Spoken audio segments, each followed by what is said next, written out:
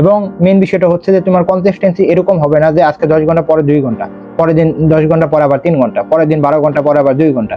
এরকম যদি ব্রেকডাউন হয় তাহলে মনে রাখিও তোমার জন্য বিশ্ববিদ্যালয়ের না এটা। আচ্ছা, যারা এডমিশন টেস্টের জন্য প্রিপারেশন নিচ্ছে এই সময়টা কিন্তু অনেক ধরনের ডিপ্রেশন, হতাশা তোমাদের মধ্যে কিন্তু এখন এসে গেছে।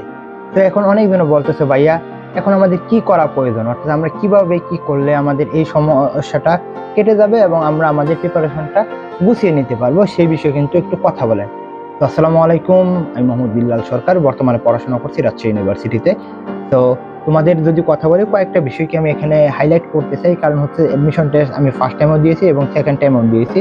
ফার্স্ট টাইম এবং সেকেন্ড টাইমের মধ্যে মেইন বিষয়টা যেটা দেখছি, এই বিষয়টা হচ্ছে যে ফার্স্ট টাইমাররা থাকে আবেগে আর সেকেন্ড টাইমাররা থাকে খুবই কষ্টে। ফার্স্ট টাইমাররা প্রথম 1-2 মাস একেবারে ঘুরে একেবারে শেষ করে ফেলে, কিন্তু পরে গিয়ে কি খায়, মারা খায়।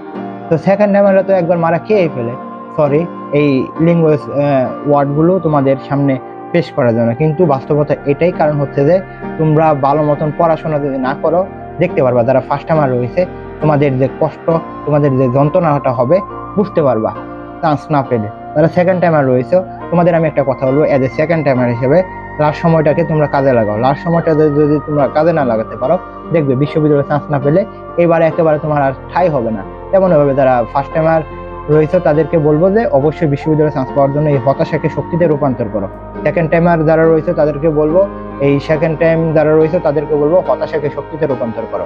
যদি হতাশাকে শক্তিতে রূপান্তর করতে পারো, ইনশাআল্লাহ বিশ্ববিদ্যালয়ের চান্স তোমার হবেই। তো বিশ্ববিদ্যালয়ের চান্স পাওয়ার জন্য তোমাকে প্রথমে যে বিষয়টা মাথায় রাখতে হবে, তোমার কনসিস্টেন্সি থাকতে হবে। Consistency is very vital part for admission test. Consistency is very vital part for admission test. যদি তুমি কনসিস্টেন্সি রাখতে পারো, অর্থাৎ আজকে আমি 8 ঘন্টা পড়বো মানে 8 ঘন্টায় পড়বো, কালকে আমি 10 ঘন্টা পড়বো মানে 10 ঘন্টায় পড়বো, কমও পড়বো না বেশিও পড়বো না। এবং মেইন বিষয়টা হচ্ছে যে তোমার কনসিস্টেন্সি এরকম হবে না যে আজকে 10 ঘন্টা পরে 2 ঘন্টা, পরের দিন 10 ঘন্টা পরে আবার 3 ঘন্টা, পরের দিন 12 ঘন্টা পরে আবার 2 ঘন্টা। এরকম যদি ব্রেকডাউন হয় তাহলে মনে রাখিও তোমার জন্য বিশ্ববিদ্যালয়ের না, এটা একটা প্রতিযোগিতার স্থান। তো তোমাকে এখানে কি এমনি দিবে, এমনি বিশ্ববিদ্যালয়ে চান্স দিবে না, তোমাকে সেই কষ্টটা তো করতে হবে। যারা বিশ্ববিদ্যালয়ে চান্স পেয়েছে হয়তো বা পরে এসে পড়াশোনা করে না বা বন্ধ হয়ে যায়, কিন্তু তারা কিন্তু অবশ্যই পুষ্য কোটা ব্যতীত অবশ্যই তারা কিন্তু চান্স পায় মেধার জোরে। তো তোমাকে অবশ্যই তোমাকে চান্স অবশ্যই পেতে হবে যদি তুমি পরিশ্রমটা করতে পারো। কারণ আমি অনেক মেধাবী দেখছি আমার ক্লাসের মধ্যে 1, 2, 3 যারা রয়েছে তারা বিশ্ববিদ্যালয়ে চান্স পায়নি। তো আমার যদি কথা বলি, আমি কখনো 6 থেকে 10 পর্যন্ত আমি কখনো আমার স্কুলের মধ্যে আমি তো কি বলবো 50-এর মধ্যে নাই, অর্থাৎ আমার রুলি থাকতো 70-এর উপরে। 80 জনের ছাত্রের মধ্যে আমার রুলি থাকতো 70-এর উপরে। এবং আমি কখনো 6 থেকে 10 পর্যন্ত সকল সাবজেক্টে পাস করে আমি পরবর্তী ক্লাসে উঠি নাই। তো সেই দিকে বিবেচনা করে আমি যদি বলি, আমি অবশ্যই পরিশ্রম করে আমি বিশ্ববিদ্যালয়ে চান্স পেয়েছিলাম। আমি কখনো মেধাবী না, পরিশ্রমীরাই মেধাবী হয়। মেধাবী কখনো এমনি হয় না, মায়ের পেট থেকে হয় না। তো অবশ্যই যদি বিশ্ববিদ্যালয়ে চান্স পেতে চাও, লাস্ট সময়টাকে একটু কাজে লাগাও।